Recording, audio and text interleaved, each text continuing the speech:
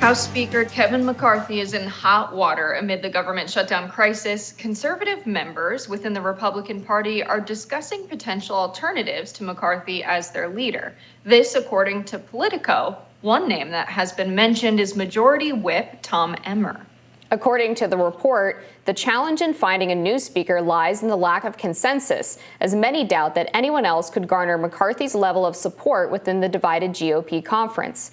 Even if McCarthy were ousted and didn't run again, members fear an open speaker's race would turn into a contentious battle, potentially leaving them without a clear successor. Meanwhile, according to the Washington Post's Jeff Stein, the White House Budget Office has instructed U.S. agencies to notify federal employees on status of government funding Thursday morning. It remains unclear when exactly employees will be notified if they're being furloughed. However, that planning is well underway. So this is kind of a crazy situation. I mean, of course, there were all of these deals made between Gaetz and that faction of the Republican Party and McCarthy that they feel he didn't make good on. But recent interviews with McCarthy really make it seem like he didn't quite have his stuff together and now has this sort of bargaining chip of the border. And he says the border needs to be under control before we pass a spending package, almost using this as, the government will shut down the government unless we secure the border. We're not really sure what that means. It seems that the plan is once they get the Senate's bipartisan bill, they're going to change it up and add in some more funding for a plan with the border, take out the Ukraine funding from it. But I think the Republican Party is in a bit of a mess. That sounds like a plan the House Republicans would put forth. But it seems that Gaetz and Gaetz's faction is pretty set on finding a new leader. But there really isn't a clear pick as to who. Yeah, I honestly can't think of a single person that would be able to bring the caucus together the way that McCarthy has. I have a lot of criticism of McCarthy. I don't think he's a very ideological guy. I think he's kind of a guy in search of power. But sometimes you need that in the speaker position just for the means of negotiation. And I think there's a fundamental problem here, which is that regardless of how far McCarthy goes in appeasing the House Freedom Caucus, those bills aren't going to pass in the Senate. So it makes the idea of a government shutdown seem increasingly likely. We also saw that just this morning, the Republicans introduced a new bill that would basically cut spending across the board by 30%. It would hold off the government shutdown until the end of October, would also include some funding for border security, but again, is a 30% across the board cut with exemptions for national defense, the Departments of Veterans Affairs and Homeland Security, really something that's going to be able to get the votes in the Senate. So I think McCarthy's kind of in between a rock and a hard place here, where he's trying to appease the conservative base, and he's given them a lot of buy-in in the process, to be fair. And there's a huge swath of the Republican Party base as well in terms of voters who don't mind a shutdown because they want to see significant spending cuts. But again, if you can't get a bill passed in both chambers, then it doesn't really matter. So I don't know where any negotiation is going to end up in a way that's going to satisfy both sides at this point. Gaetz has already sort of suggested previously that he wants to get rid of McCarthy. I think that he intentionally left those papers in the bathroom a couple of weeks ago that said he was calling for the speaker seat to be vacant and for McCarthy to be removed. It was so meticulously laid out on this underneath this baby changing table next to like a half-empty iced coffee. It seemed a little convenient. So I think that was the warning shot, and now things are kind of bubbling over.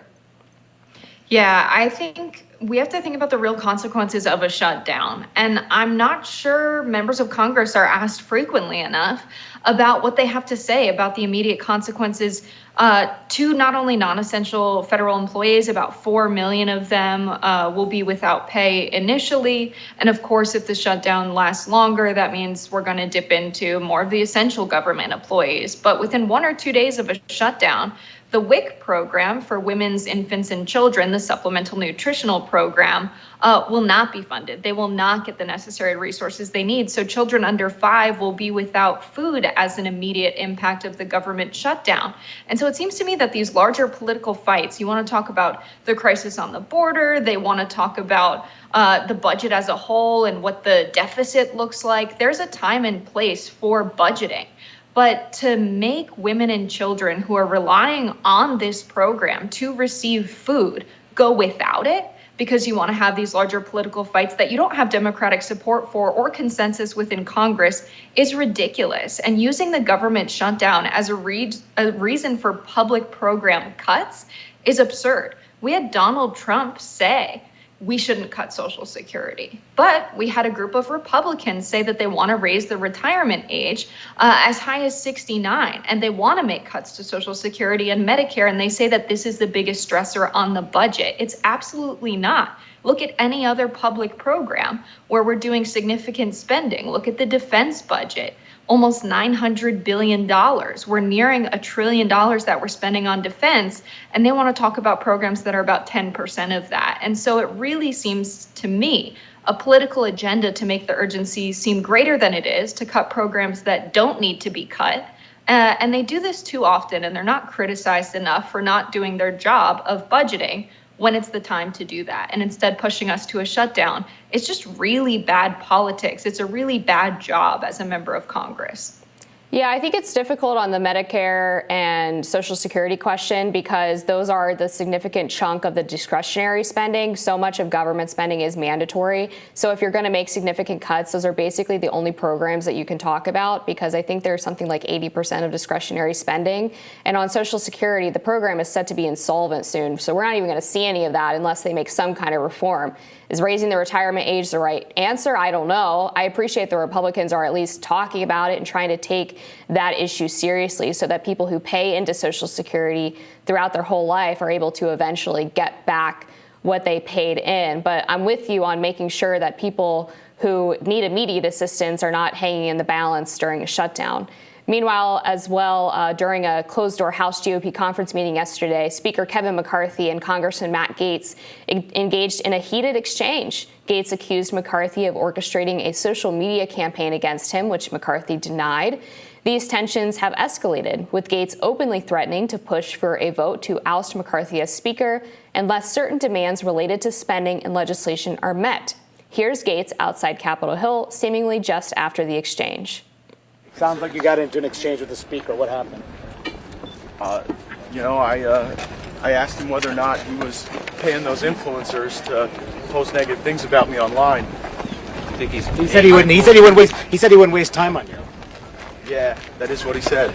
So he's talking about a screenshot that's been floating around where somebody, I didn't say who it was messaging conservative influencers on social media purporting to be a pro-McCarthy person and offered to potentially pay these people to post nice things about the speaker. There's obviously no evidence that these people are actually associated with McCarthy or work for him in any capacity, but the suggestion was there. And this is a pretty common thing where individuals who work for consulting firms for these people or media firms will reach out to influencers.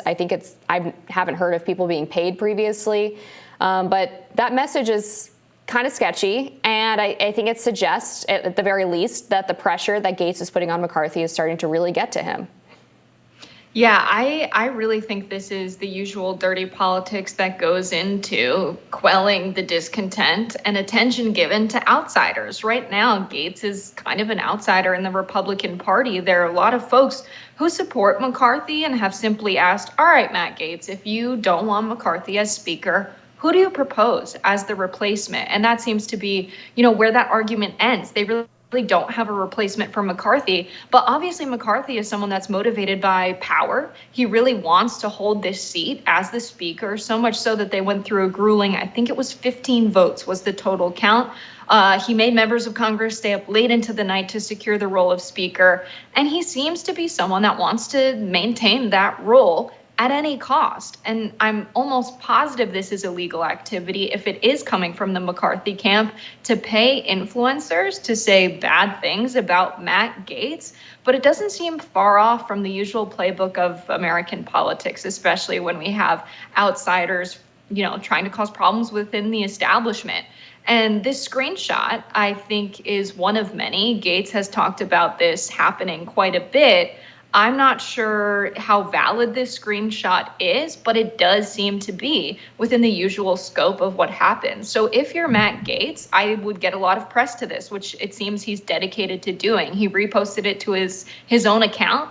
And I think it's good to expose whenever you have establishment members playing dirty politics like this. If it wasn't McCarthy, it was some donor who likes the establishment, who likes McCarthy, which is almost just as bad. And so what's going on with Matt Gaetz, I think, is important, but it's not as important as I think Congress right now, drawing attention to their constitutional power of the purse. They've given so much power to the Fed, to the Treasury, to the president, when they have the power to say how much money that Congress can spend. They decided to adjust the debt limit so that Social Security checks would continue to go out. And I think they need to put more focus on their power to issue debt on behalf of the United States, but also simply to spend public dollars on things that they deem necessary. Unfortunately, many members of Congress don't understand economics. They don't understand that if their spending goes to increase productivity in the country, that it's justified and will make the country whole where it really matters in terms of accounting. But issuing debt in the form of treasury bonds that will then have to pay interest in is simply not necessary. And all members of Congress act as if it is. I think it's time for all of them to be questioning the usual way of doing public spending and actually utilize their power of the purse here. Yeah, and I want to clarify something I said earlier. Well, not clarify, I was wrong, but it's about 50% of discretionary spending that accounts for social programs outside of the defense budget. And then on my point earlier about, people not getting paid to promote this kind of stuff, I think I'm speaking for myself. I've never received an offer to be paid to boost something. Sometimes people will send, people in my orbit these posts and say, hey, can you share this? And I feel icky doing that. I don't really engage in that. But the idea that someone would come to me with even a monetary offer is really gross. And so if this has any connection to McCarthy whatsoever, I think you're right. It's sort of proof of this dirty politics, this corruption that's really involved in trying to imitate grassroots movements and using big money to do it. It's a real shame. So we'll be following the shutdown coming up, and whether or not anyone is successful with changing the levers of spending. We'll be back with more Rising after this.